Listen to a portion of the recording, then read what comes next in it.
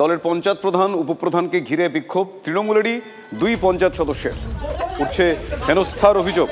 Social মিডিয়ায় সেই video viral হয়ে গিয়েছে। কালিকাপুর 1 নম্বর গ্রাম পঞ্চায়েত অফিসে লোকজন নিয়ে ঢুকে দলের প্রধান এবং উপপ্রধানকে গালিগালাজ, হেনস্থা, মারধর, হুমকি দেওয়া হয় বলে অভিযোগ। তৃণমূলেরই দুই পঞ্চায়েত সদস্য শাইনাজ বেগম এবং রবীন মণ্ডলের বিরুদ্ধে এই অভিযোগ।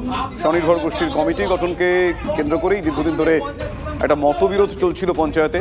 উপপ্রধান মাধব মণ্ডল তিনি দাবি করছেন যে কমিটির সম্পাদকের বিরুদ্ধে দুর্নীতির অভিযোগ পেয়ে তাঁকে সরিয়ে দেওয়ায় পরিকল্পিতভাবে তাঁদের ওপর হামলা চালানো হয়েছে। পঞ্চায়েতের মেম্বার নিয়ে গেছে কি প্রতিমা নিয়ে গেছে, কিন্তু 50 জন মেয়েকে নিয়ে গেছে, নিয়ে গিয়ে তাদের বলছে তুমি ওকে ধরে নিয়ে আসো, নিয়ে এসে এখানে পিটিয়ে পেটাও, চুলের টিকি ধরে নিয়ে আসো, প্রধানকে তুলে এনে পেটাও। হ্যাঁ, আর গালাগালি, নোংরা নোংরা ভাষা মানে কথা বলছে। রবীন মণ্ডল বলে এক সদস্য আছে, তার মেয়ে আমাকে নোংরা ভাষা, যতটা নোংরা বলা যায় সব কিছু বলে গেছে।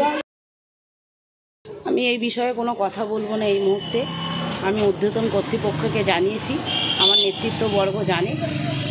আমরা নিজেদের মধ্যে আগে দেখি, এই সম্বন্ধে আমি এই মুহূর্তে কোনো রিপোর্ট দেব না। কেউ অভিযোগ করতেই পারে, পঞ্চায়েতের বিষয়, আমিও পঞ্চায়েত মেম্বার। আমি আমার কর্তৃপক্ষ যাকে জানিয়েছি, কর্তৃপক্ষের সঙ্গে আলোচনা সাপেক্ষে